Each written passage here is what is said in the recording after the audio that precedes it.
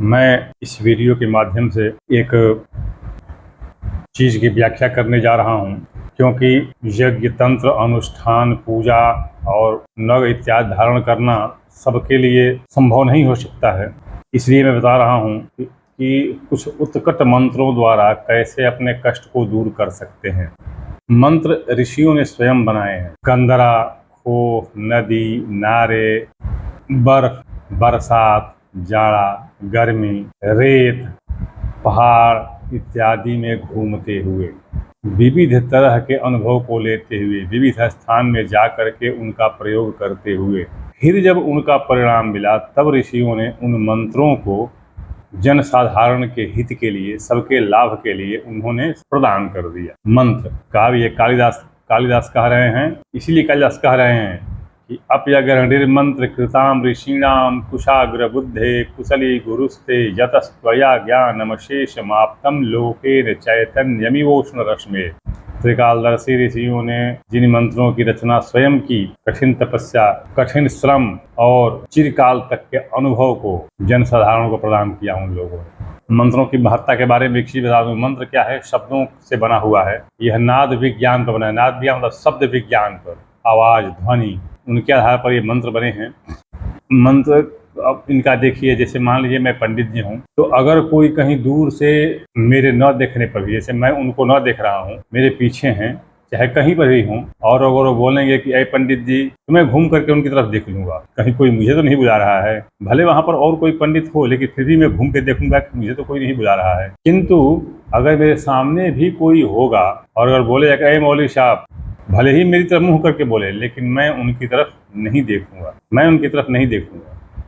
और अगर कोई मौलवी हो और उसको कोई कितना हो पंडित कहे, तो वो उनकी तरफ नहीं देखेगा, क्योंकि समझे किसी को बुला रहा होगा। लेकिन अगर बहुत दूर पीछे ही, कहीं दूर से ही बोलेगा गए मौलवी साहब, तो भले कोई और मौलवी हो, लेकिन फिर भी वो घूम करके देखेगा। देखिए, ये है मंत्रों का प्रभाव, शब्द का प्रभाव, ध्वनि का प्रभाव। इसी को नाद प्रभाव कहते हैं। तो ये मंत्र इसी तरह काम करते हैं। मंत्र इसी तरह काम करते हैं। अब जैसे हम एक चीज और ध्यान दीजिए, जैसे मान लीजिए मैं पंडित जी हूँ, अब अगर कोई मेरे सामने ही कहे कि ए भाई खंडित जी, मैं कहूँगा खंडित जी किसी का नाम होगा, हो सकता है किसी का नाम हो और वो बेचारा बुला रहा हो, तो मैं सर नहीं देखूंगा। वो जो खंडित हो अगर होगा तो कोई देखेगा, नहीं तो नहीं देखेगा। तो ये अगर यही देखिए, शब्दों का, मंत्रों का प्रभाव ऐसे ही होता है। अब मैं आपको एक चीज और बताऊं, देखिए शंख तालव्य श होता है, शहर वाला श, और शंख उसके ऊपर बिंदी होती है और फिर ख होता है, तो उसको पढ़ते हैं शंख, यानी श, और उसके बिंदी को क्या कहते हैं, कैसे उच्चारण करते हैं, कैसे प्रोनाउंसिएट करते हैं?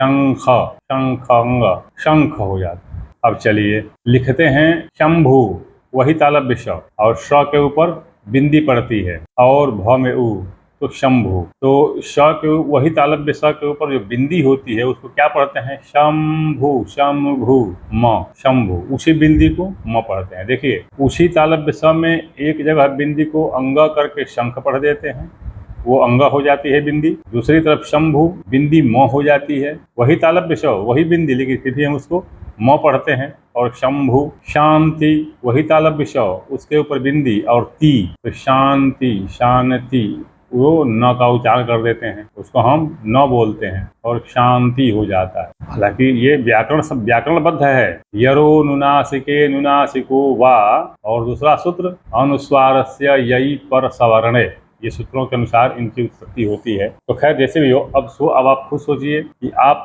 कितना शुद्ध मंत्र बोलते होंगे। जैसे संसार, तो हम स न सार कह देते हैं, स न सार, संसार में, संसार, म, संस्कृत म। तो इस तरह से ये मंत्रों का उच्चारण है। मंत्र में अब आप सोच लीजिए कि जो भी आप मंत्र पढ़ते हैं, अब उसमें आप जो बिंदी आती है, अनुस्वार आता है, तो उसको आप क्या पढ़ते हैं, कैसे पढ़ते हैं, क्या सही उच्चारण करते हैं, क्या मंत्र का सही उच्चारण आप करते हैं? और यदि उच्चारण नहीं करते हैं सही उच्चारण, तो फिर खंडित जी आपकी तरफ कैसे देखेंगे? मैं तो पंडित जी हूँ, मैं खंडित जी होकर कैसे देखूंगा? अभी आप देखिए, हिंदी में एक शब्द है संकेत। संकेत पर से ऊपर की बिंदी स्व की हटा देंगे तो सकेत हो जाएगा। सकेत मतलब क्या होता है? छोटा, छोटा। चलिए ये भी नहीं। कुंती, कुंती के ऊपर से, कु के ऊपर से बिंदी हटा देंगे तो कुत्ती हो जाएगी, कुत्तिया। केवल मात्रा फेर से कुंती कुत्ती होय। ये हिंदी में ही नहीं, संस्कृत में ही नहीं, उर्दू में देखिए। जो दाल में अगर जेर जबर का फर्क पड़ता है, जेर जबर का, अगर बिंदी नीचे आ गई तो ज हो जाएगा, और बिंदी हटा दी गई तो ख हो जाएगा, ऊपर चढ़ गई तो ख हो जाएगा। जेर जबर का फर्क पड़ता है। तो यही उच्चारण, यही नाद विज्ञान होता है। तो इस तरह से आप पहले मंत्रों को शुद्ध पढ़िए, और अगर मंत्र शुद्ध हैं, अगर आपने मुझे पंडित जी कहा तो चाहे कहीं से भी कहेंगे, मैं घूम के आपकी तरफ देखूंगा। वैसे ही अगर आपने शुद्ध मंत्र पढ़ा तो जिस देवी देवता के लिए आप पढ़ रहे हैं वह बिल्कुल चौकन्ना होकर के और निश्चित रूप से आपकी तरफ देखेंगे। बार बार पढ़ते हैं, बार बार आपकी तरफ देखेंगे, और फिर अंत में उनको यह हो जाएगा कि जरूर किसी मुसीबत में, किसी कारण से, या किसी इच्छा से, किसी स्वार्थ से हमको पुकार रहा है, फिर वो आपके पास। तो ये होती है मंत्रों की महत्ता। तो इस तरह से अगर आप मंत्र पढ़ें, उच्चारण करें, तो आप अपने कष्टों को दूर भगा सकते हैं। अगली वीडियो में मैं कोशिश करूंगा कि प्रत्येक राशि वालों के लिए मैं अलग अलग मंत्र बताऊं, जिससे वो अपने दुख को, विघ्न को, बाधा को दूर कर सकें, अपने कार्य को सफल बना सकें। ओम श्री दुर्गायै नमः।